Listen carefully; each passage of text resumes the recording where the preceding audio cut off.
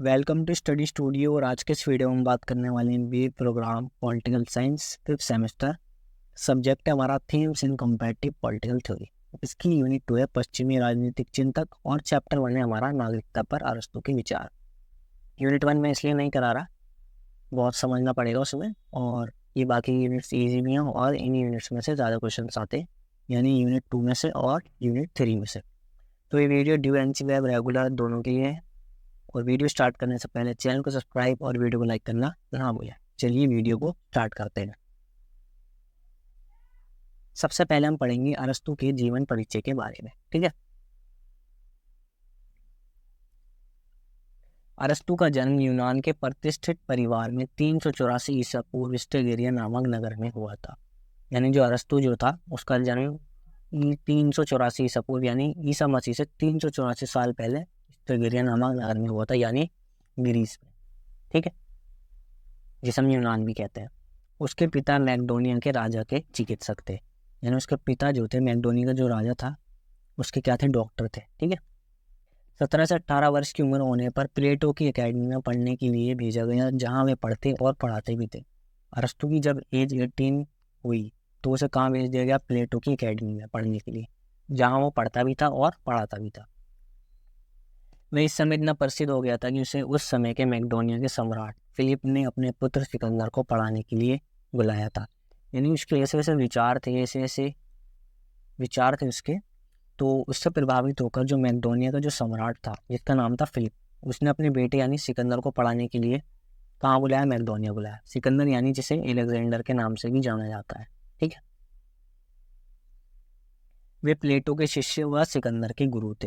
यानी जो सिकंदर जो थे उनके तो गुरु थे और प्लेटो के क्या थे, शिष्य। उनके लेखन में प्राकृतिक विज्ञान, दर्शन, भाषा विज्ञान, अर्थशास्त्र, राजनीति, मनोविज्ञान, सौंदर्य शास्त्र और कला जैसे विषयों का एक विस्तृत परिक्षेत्र शामिल है। यानी उन्होंने अपने विचार अलग अलग जो भी सब्जेक्ट्स हैं उनके बारे में दिए हैं, जैसे पॉलिटिकल साइंस है, इकोनॉमिक्स है और भी बहुत सारे सब्जेक्ट। ठीक है। सम्राट की हत्या के बाद अरस्तु एथेंस चला गया। जब सम्राट फिलिप जो थे उनकी हत्या हो गई थी तो अरस्तु कहाँ चला गया था, एथेंस में। अब ये तो था हमारा जीवन परिचय। अब थोड़ा इंट्रोडक्शन के बारे में हम पढ़ लेते हैं। तो हम बात करने वाले हैं ग्रीस की। ठीक है, जिसे हम यूनान के नाम से भी जाना जाता है। ठीक है, ये क्या है, हमारा ग्रीस का मैप है आज का। ठीक है। अरस्तु के नागरिकता संबंधी विचार उसकी पुस्तक पॉलिटिक्स में मिलते हैं। यानी उसने एक पुस्तक लिखी है जिसका नाम है पॉलिटिक्स। उसमें क्या मिलते हैं, उसका नागरिकता के विचार, कि नागरिकता क्या है क्या नहीं। ठीक है। अरस्तु के अनुसार राज्य पोलिस किसे कहते हैं, राज्य को, और नागरिक किसे कहते हैं, पॉलिटा। यानी ग्रीक लैंग्वेज में राज्य को पोलिस कहा जाता है और नागरिकों को पॉलिटा। अरस्तु कहता है जो पॉलिटा है यानी नागरिक जो है, उन लोगों का समुदाय या समूह ही राज्य है। ठीक है। यानी राज्य किससे मिलकर बना है, नागरिकों से। अरस्तु ने राज्य की जनसंख्या को 2 भागों में बांटा, एक नागरिक और दूसरा गैर नागरिक। यानी जितनी भी राज्य की पॉपुलेशन है, देश की जो पॉपुलेशन है, उसे 2 भागों में बांटा, एक जो नागरिक है और दूसरा जो नागरिक नहीं। ठीक है। अरस्तु ने नागरिकता की परिभाषा नकारात्मक दृष्टिकोण अपनाकर दी है। वह स्पष्ट करता है कि कौन नागरिक नहीं है। अरस्तु बताता है कौन नागरिक नहीं है। ठीक है। आगे हम पढ़ेंगे, आप अच्छी तरीके से समझ जाएंगे कि उसकी जो परिभाषा है नागरिकता की नकारात्मक कैसे है। ठीक है। ग्रीक में अधिकांश राज्यों में प्रत्यक्ष लोकतंत्र प्रणाली प्रचलित थी। यानी ग्रीक जो है, हमारा ग्रीस जो है, वहाँ पर क्या था, प्रत्यक्ष लोकतंत्र था। यानी वहाँ पर जनता सीधे निर्णय लेती थी, यानी खुद निर्णय लेती थी। आज के समय में क्या है कि जनता क्या अपने प्रतिनिधियों को चुनती है, लेकिन वहाँ पर ऐसा नहीं था, वहाँ पर प्रत्यक्ष लोकतंत्र था। आज के समय जो है वो है अप्रत्यक्ष लोकतंत्र, जिसमें जनता अपने प्रतिनिधियों को चुनती है और वो संसद में जाते हैं। ठीक है। और वो कानून बनाते हैं और निर्णय वही लेते हैं। लेकिन वहाँ ऐसा नहीं था, वहाँ नागरिक जो थे वो खुद निर्णय लेते थे, खुद कानून बनाते थे। ठीक है। अब हम बात करेंगे कौन नागरिक नहीं है। अरस्तु किन लोगों को नागरिक नहीं मानता है। ठीक है। सबसे पहला है हमारा विदेशी लोग। विदेशियों के माल की रक्षा करना राज्य का कर्तव्य है। उन्हें विभिन्न प्रकार के समझौते करने का अधिकार भी मिला होता है। अरस्तु कहता है जो विदेशी जो होते हैं, किसी देश में रहने से क्या होते हैं, वो नागरिक नहीं बन जाते, भले ही उनके पास कुछ अधिकार हो। ठीक है। जैसे समझौता करना यानी एग्रीमेंट्स वगैरह करना होता है। ठीक है। और उनकी रक्षा करता है राज्य, इसका मतलब ये नहीं कि वो नागरिक बन जाएंगे। अरस्तु कहता है उनके विरुद्ध मुकदमा दायर किया जा सकता है और वे दूसरों के विरुद्ध न्यायालय में जा सकते हैं, लेकिन नागरिकता के लिए सभी बातें पर्याप्त नहीं। अरस्तु कहता है अगर कोई विदेशी है, ठीक है, वो मान लो उसका सामान चोरी हो जाता है, तो उसके खिलाफ क्या कर देगा, केस कर देगा, ठीक है। और अगर किसी विदेशी के खिलाफ केस किया जा सकता है, ठीक है, ये बातें अरस्तु कहता है। इसका मतलब ये नहीं है कि वो नागरिक बन जाएगा। यानी अरस्तु कहता है कोई विदेशी अगर किसी देश में रहता है तो वहाँ का नागरिक नहीं बन जाता अगर उसे कुछ अधिकार मिले होते हैं, क्योंकि राज्य तो सभी की सुरक्षा करता है, तो इसका मतलब ये थोड़ी नहीं है कि वो नागरिक बन जाएगा वहाँ का। तो यही बात अरस्तु कहता है, ठीक है। तो इसलिए क्या कहता है वो, विदेशी लोग नागरिक नहीं है, भले ही उन्हें कुछ अधिकार मिले लेकिन वो नागरिक नहीं है। दूसरे नंबर पे आते हैं हमारे दास यानी गुलाम। अरस्तु ने दासता को उचित ठहराया वे इस आधार पर कि कुछ लोगों में प्राकृतिक तौर पर कम बुद्धि होती है और वे इसी लायक है कि दूसरों के नियंत्रण में रहकर कार्य करें। अरस्तु कहता है जो दास जो है उनमें कम अकल होती है थोड़ी, ठीक है, और वो दासता को उचित ठहराता है जिन लोगों में कम बुद्धि होती है वो दूसरों के नियंत्रण में रहकर ही काम करेंगे। ये क्या कहता है, अरस्तु कहता है। तो कम बुद्धि होने की वजह से अरस्तु दासों को भी नागरिक नहीं मानता, ठीक है। थर्ड है हमारा, अरस्तु ने दासों को नागरिक नहीं माना, यानी उनमें कम बुद्धि होती है इसलिए वो क्या है, नागरिक नहीं है। अब आते हैं कारीगर, मजदूर और मिस्त्री। कारीगरों, मजदूर, मिस्त्रियों के बारे में अरस्तु कहता है कि ये व्यक्ति ना तो दासों की कोटि में आते हैं और ना स्वतंत्र लोगों की। अब दास जो है वो कम बुद्धि के तो होते हैं, ठीक है। अब जो कारीगर जो है हमारे वो कम बुद्धि के नहीं होते, ठीक है। तो ना तो वो दासों की कोटि में आते हैं ना ही वो आज़ाद लोगों की कोटि में आते हैं, इसलिए उन्हें भी नागरिक नहीं मानता। कि नहीं, मजदूर, मिस्त्री लोग जो भी हैं, ठीक है, जितने भी मजदूर वर्ग के लोग हैं उन्हें अरस्तु नागरिक नहीं मानता। अब चौथे नंबर पे आते हैं हमारे बच्चे। अरस्तु के अनुसार बच्चे नागरिक नहीं हैं, लेकिन अरस्तु ने ये साफ नहीं बताया कि कितनी आयु के व्यक्ति को वयस्क माना जाए। यानी अरस्तु ने बच्चों को नागरिक क्यों नहीं माना, क्योंकि बच्चे मैच्योर नहीं होते, ठीक है। इसलिए अरस्तु क्या कहता है कि बच्चे नागरिक नहीं है। लेकिन अरस्तु ने ये भी नहीं बताया कि कितनी एज तक की बच्चों को नागरिक माना जाए, ठीक है, लेकिन वो बच्चों को नागरिक नहीं मानता। पांचवा है हमारा देशद्रोही। अरस्तु के अनुसार देशद्रोही और देश के शत्रुओं की मदद करने वाले नागरिक नहीं है। इसी तरह सेना से भागे हुए सिपाही भी नागरिक नहीं है। जो देशद्रोही हैं, सेना से भागे हुए हैं, दुश्मनों की मदद करते हैं, वो भी नागरिक नहीं है, ठीक है।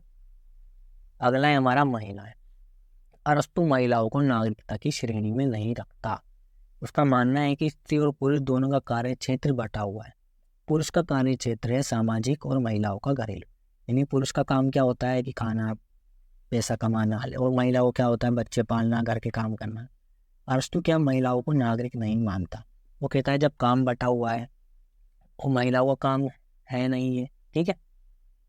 अरस्तु के अनुसार स्त्रियों की कुछ अयोग्यताएं जिसके कारण उन्हें सार्वजनिक पदों के योग्य नहीं माना जा सकता। इसके अलावा अगर उन्हें सार्वजनिक दायित्व दिए जाएं तो इसका घरेलू जीवन पर प्रभाव पड़ेगा। वे बच्चों का पालन ठीक से नहीं कर सकेंगे जो राज्य के उचित नहीं है। अरस्तु कहता है महिलाओं का काम क्या होता है, बच्चों को पालना। अगर उन्हें जिम्मेदारियां दी जाएंगी तो वो ठीक से निभा नहीं पाएंगी।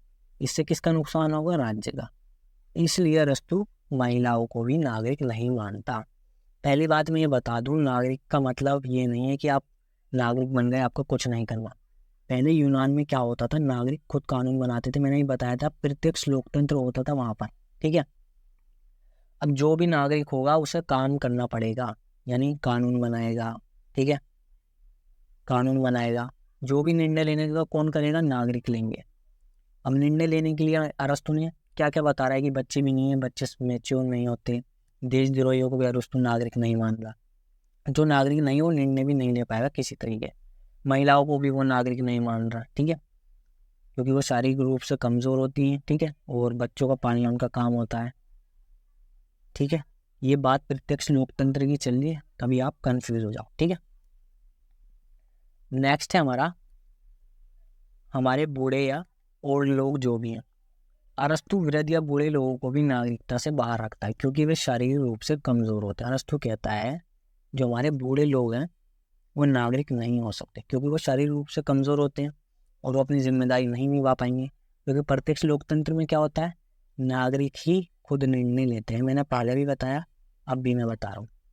सारी जिम्मेदारी किस पे होती है? नागरिकों पर। जैसे आज संसद में कौन होता है? सांसद होते हैं ना हमारे, जो मेंबर ऑफ पार्लियामेंट होते हैं, एमपी जिन्हें हम कहते हैं। निर्णय कौन लेता है? वो कहता है। काम कौन करता है? वही लोग करते हैं। सरकार की जो भी नीतियाँ होती हैं उन्हें कौन लागू करता है? संसद लागू करती है। कोई भी निर्णय हो, कोई भी कानून हो, तब कौन करता है? सांसद। ठीक है। नागरिक कौन है? हम। अप्रत्यक्ष लोकतंत्र में। लेकिन प्रत्यक्ष लोकतंत्र में ऐसा नहीं है, वहाँ के नागरिक ही सब कुछ करते थे। अब ये लोग तो नागरिक है नहीं, तो अरस्तु बाद में बता देंगे कौन लोग नागरिक है। ठीक है। अब अरस्तु बताने वाला है कि नागरिक कौन है। अब बच्चे नागरिक नहीं हैं, बूढ़े नागरिक नहीं हैं, देशद्रोही भी नागरिक नहीं है, दास भी नागरिक नहीं है, विदेशी भी नागरिक नहीं है, तो फिर नागरिक है कौन? ठीक है। अब ये सवाल होता है, तो अब अरस्तु इसका आंसर देता है कि नागरिक कौन है।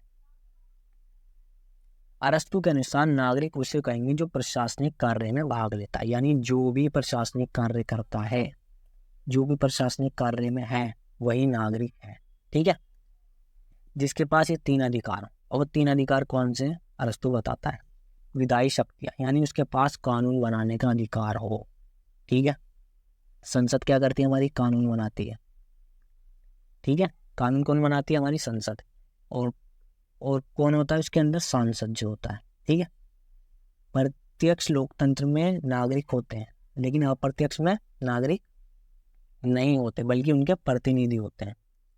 दूसरा है हमारा न्यायिक शक्तियाँ, जिसके पास न्यायिक शक्तियाँ हों। न्यायिक शक्ति समझते हैं? जैसे निर्णय देने की शक्ति। ठीक है। थर्ड है हमारा प्रशासनिक कार्य में भाग लेने का, किसी भी प्रशासनिक कार्य में लेने का अधिकार हो। अगर वो कानून बनाने का अधिकार नहीं है, जिस इंसान के पास निर्णय लेने का अधिकार नहीं है, अगर वो प्रशासनिक कार्य में भाग लेता है तो अधिकार है। फॉर एग्जाम्पल के लिए जैसे हमारी हो गई पुलिस। पुलिस क्या हो गई? हमारी प्रशासनिक कार्य में क्या भाग ले रही है। ठीक है। हमारी सेना हो गई, सेना प्रशासनिक कार्य में भाग ले रही है। जो भी प्रशासन संबंधित काम है, जो भी इनमें शामिल है, जो भाग ले रहा है, वही नागरिक है। ठीक है। एथेंस की प्रणाली एक आधुनिक प्रतिनिधि लोकतंत्र से बिल्कुल अलग थी। उसमें नागरिक शासन में प्रत्यक्ष रूप से जुड़े होते थे। यानी ये बात मैं आपको कई बार बता चुका हूँ कि एथेंस में क्या था? प्रत्यक्ष लोकतंत्र था। नागरिक डायरेक्ट जुड़े हुए थे। ठीक है। संसद में कौन बैठता था? नागरिक, ना कि उनके प्रतिनिधि। आज क्या है? प्रतिनिधि बैठते हैं, नागरिक नहीं बैठते। एथेंस में नागरिकों को सभा परिषद विधान पालिका में भाग लेने का अधिकार होता था। यानी जैसे संसद है आज, उसी तरह सभा परिषद होती थी। ठीक है। विधान पालिकाएं होती थी, यानी विधानसभा होती थी। उसमें नागरिक क्या लेते थे? भाग लेते थे। अब बात आती है समाज के एक बड़े वर्ग को नागरिकता से क्यों वंचित रखा गया। ठीक है। दासों को क्यों नागरिकता से बाहर रखा गया? महिलाओं को क्यों रखा गया? मजदूर मिस्त्रियों को क्यों रखा गया? विदेशियों को क्यों रखा गया? महिलाओं को क्यों नागरिकता से बाहर रखा गया? बच्चों को, बूढ़ों को, इन सब को नागरिकता से क्यों बाहर रखा गया? ऐसे क्या रीज़न है? ठीक है। कुछ रीजंस मैं आपको पहले बता चुका हूँ, अब आगे बताने वाला हूँ। अरस्तु आनुपातिक समानता का समर्थक था। इसका मतलब हुआ कि समान लोगों के साथ समान व्यवहार किया जाए और असमान लोगों के साथ असमान व्यवहार किया जाए। ये बात आपको आगे मैं अच्छे तरीके से समझाऊंगा। ठीक है। दूसरे शब्दों में पदाधिकार देते समय लोगों की योग्यता और उनकी पात्रता पर ध्यान देना चाहिए। यानी किसी को भी अगर कोई पद दें आप, तो उसकी योग्यता होनी चाहिए, वो उसके लिए पात्र होनी चाहिए, जब भी तो आप किसी को कोई पद दोगे। अब एक इंसान है जिसे पढ़ना लिखना आता है नहीं, उसे आप शिक्षा मंत्री बना दो, क्या वो ठीक रहेगा या नहीं? आप कार उस इंसान को चलाने के लिए दोगे जिसे कार चलानी आती है। ठीक है। ये नहीं कि उस इंसान को कार चलानी नहीं आती और आप उसे कार चलाने के लिए दे दो। ये बात कौन कहता है? अरस्तु। यानी जो योग्य है उसे दो, ना कि दूसरे लोगों को। ठीक है। अरस्तु कहता है कि बांसुरियां उन्हें ही बांटी जाएं जो बांसुरी बजाना जानते हों। यानी बांसुरियां उन्हें दी जाएं जो बांसुरियां बजाना जानते हो। जिन्हें बांसुरी बजानी नहीं आती, वो बांसुरियों का क्या करेंगे? यानी जिन्हें शासन चलाना नहीं आता, उन्हें शासन चलाने के लिए नहीं दिया जाना चाहिए। ठीक है। ये कौन कह रहा है? अरस्तु कह रहा है। जो लोग योग्य हों, जो काम कर सकते हों, उन्हें ही वो काम सौंपना चाहिए। ठीक है। अवकाश। राजनीतिक और प्रशासनिक कार्यों में प्रभावी सहभागिता के लिए व्यक्ति के पास पर्याप्त अवकाश और योग्यता होनी चाहिए। अवकाश का मतलब यहाँ पर छुट्टी से नहीं है, जो छुट्टी वाला अवकाश होता है वो अवकाश नहीं है। अरस्तु का यहाँ अवकाश से मतलब है कि इंसान के पास काफ़ी टाइम होना चाहिए। अब एक नागरिक है, यूनान के नागरिक की बात कर रहा हूँ मैं, अगर वो देश चलाएगा, कानून बनाएगा, प्रशासनिक कार्य जो भी है, देश चलाएगा, कानून बनाएगा, उसके पास टाइम होना चाहिए, जब तो वो ये सब कर सकेगा। और उसके पास टाइम कुछ है नहीं तो वो क्या करेगा। अब नेता जो होते हैं उनके पास काफ़ी टाइम होता है, ठीक है। कभी भी आपने देखा हो किसी नेता को कोई बिजी चल रहा है, कोई काम कर रहा है, आपने किसी के मुँह से सुना है कि नेता भी कुछ काम कर रहे हैं, वो भी नहीं आ सकते। नेताओं के पास बहुत टाइम होता है। और टाइम क्यों होता है? क्योंकि उनके पास पैसा होता है, ठीक है। यही बात क्या कह रहा है? अरस्तु कह रहा है, ठीक है। नागरिकता से जुड़े दायित्वों का निर्वाह ऐसे व्यक्ति ठीक तरीके से कर सकते हैं जो आर्थिक चिंताओं से मुक्त हो, यानी जिनके पास पैसा हो वही नागरिकता का दायित्व निभा सकते हैं, ठीक है। वही नागरिक बन सकते हैं जिनके पास पैसा हो, यानी जो इंसान जिसके पास पैसा है उसे किसी चीज़ की भी टेंशन नहीं रहेगी, ठीक है। वो अपना देश चलाएगा शांति से, ठीक है। लेकिन जिसके पास पैसा नहीं हो, क्या वो देश चला पाएगा? जिस इंसान के पास खाने को नहीं है, क्या वो देश चला पाएगा? वो पहले सोचेगा कि मैं अपना पेट भरूं, बाद में मैं दूसरे काम करूं। जिन लोगों के पास पैसा है वही चला सकते हैं, ठीक है। ये बात हो रही है यूनान की। लेकिन आज जो लोग नेता बनते हैं वो बहुत पैसा होता है नेताओं पे, आपने भी सुना होगा। नेता बनना आज के टाइम पे बहुत बड़ी बात है। नेता वही बन सकता है जिसके पास अगर आपके पास पैसा नहीं तो आप नेता नहीं बन सकते, ठीक है। अरस्तु यही कह रहा है। यहाँ क्या होता है? प्रतिनिधि लोकतंत्र है, लेकिन वहाँ पे प्रत्यक्ष लोकतंत्र है। वहाँ नागरिक बनना है तो क्या आपके पास पैसा होना चाहिए। जब आपके पास पैसा होगा तो आपके पास अवकाश भी होगा, यानी आपके पास इतना टाइम होगा कि आप अपने जो भी आपके कर्तव्य हैं, जो भी आपके कार्य हैं, वो आप ठीक तरीके से कर सकोगे, ठीक है।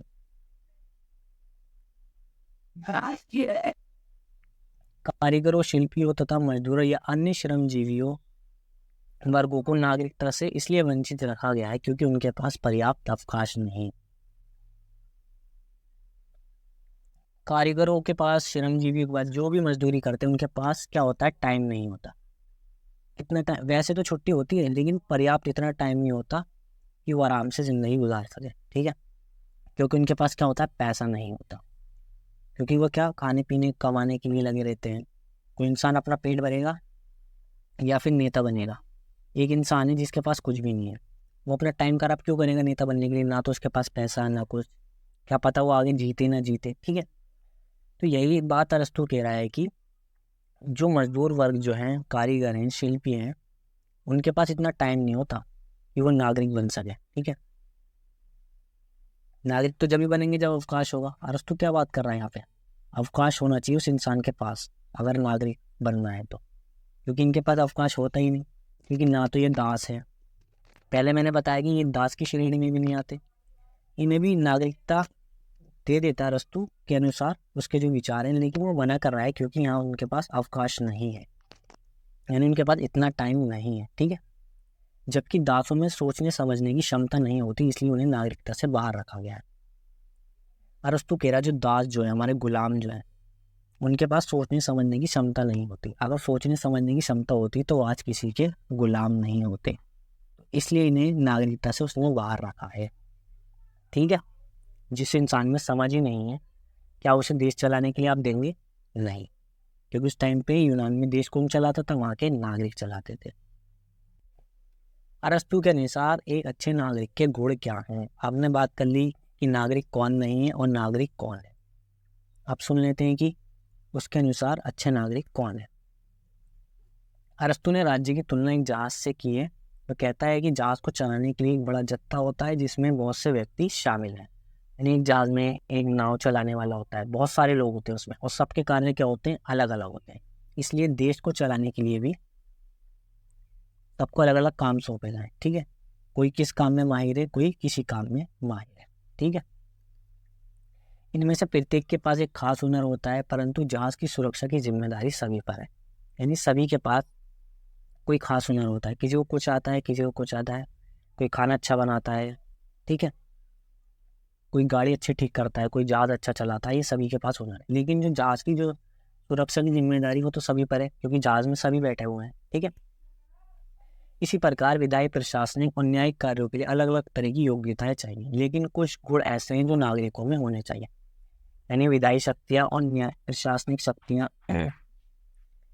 अलग अलग कार्यों के लिए अलग अलग योग्यता चाहिए, ठीक है। अलग अलग काम के लिए अलग अलग लोगों में योग्यता होनी चाहिए।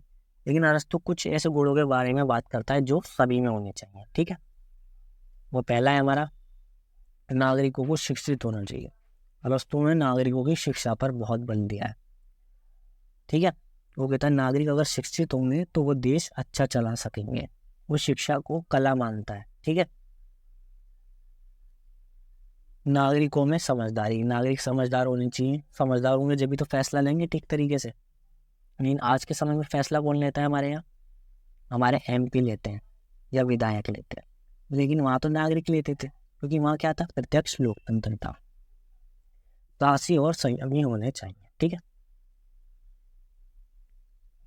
नेक्स्ट है, नागरिकों का शासक और शासित दोनों होना चाहिए। शासक और शासित का मतलब यह है कि जो नागरिक कानून बनाएंगे वो नागरिकों पर भी लागू होंगे। यानी अगर आप शासन कर रहे हो तो वो कानून आपके ऊपर भी लागू होता है, आप उससे बाहर नहीं हो। यानी रूल ऑफ लॉ की बात कर रहा है अरस्तु यहाँ पर, ठीक है।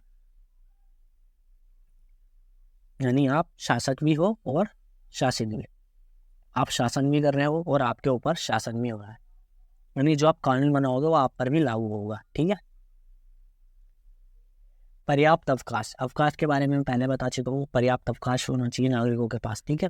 और वो अच्छे नागरिक का गुण बता रहा है जिसके पास पर्याप्त अवकाश है, ठीक है। नागरिकता के सिद्धांत की आलोचना, अरस्तु का जो सिद्धांत है नागरिकता का, उसकी आलोचना भी हुई है, ठीक है।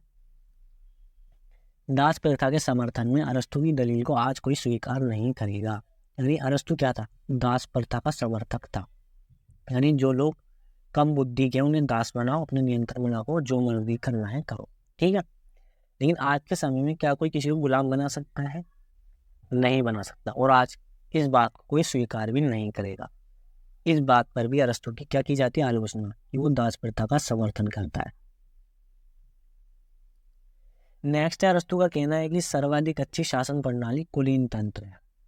कुलीन तंत्र में क्या होता है? किसी खास वर्ग के लोग होते हैं उसमें, जैसे राजघराने के लोग, बड़े घर के लोग, ठीक है, उन्हें शासन करना चाहिए।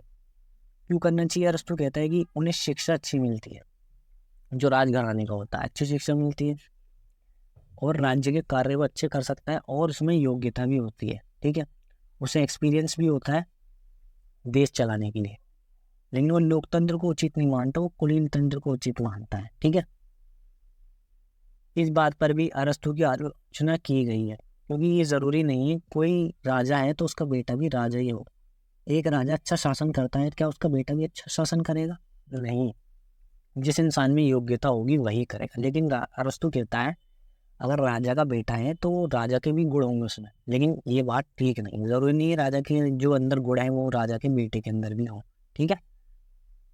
किसी कुल विशेष में जन्मा व्यक्ति राज्य के कार्य के लिए अधिक योग्य होता है, हम इस बात पर सहमत नहीं हो सकते, ठीक है। कि कोई ज़रूरी नहीं किसी राजघराने में जन्मा है तो राजपाट वही चलाएगा, ऐसा नहीं है। अगर आप प्रधानमंत्री हैं तो आपका बेटा है, क्या वो भी प्रधानमंत्री बनने के योग्य है? नहीं। अगर उसके अंदर योग्यता होगी जब भी तो बनेगा वो। अगर उसमें योग्यता नहीं है तो वो नहीं बनेगा। आज के समय में अरस्तु की नागरिकता के सिद्धांत के अनुसार कम ही लोग नागरिक बन सकते हैं। अगर अरस्तु का सिद्धांत आज के समय सभी पर लागू कर दिया जाए तो कितने लोग नागरिक बनेंगे? बहुत कम। महिलाएं नागरिकता से बाहर, बूढ़े लोग नागरिकता से बाहर, बच्चे नागरिकता से बाहर, जो विदेशी लोग रह रहे हैं वो भी बाहर, बहुत सारे लोग, मजदूर वर्ग के लोग नागरिकता से बाहर। कम ही लोग होंगे जो नागरिक बन पाएंगे, ठीक है। तो इस बात का भी विरोध किया जाता है, इसकी आलोचना की गई है। लिंग के आधार पर महिलाओं को नागरिकता से वंचित रखना, यानी लिंग के आधार पर अरस्तु ने नागरिकता से महिलाओं को वंचित रखा है। महिलाओं को शारीरिक रूप से कमजोर मानता है, ठीक है। इसकी भी आलोचना की गई है, ठीक है।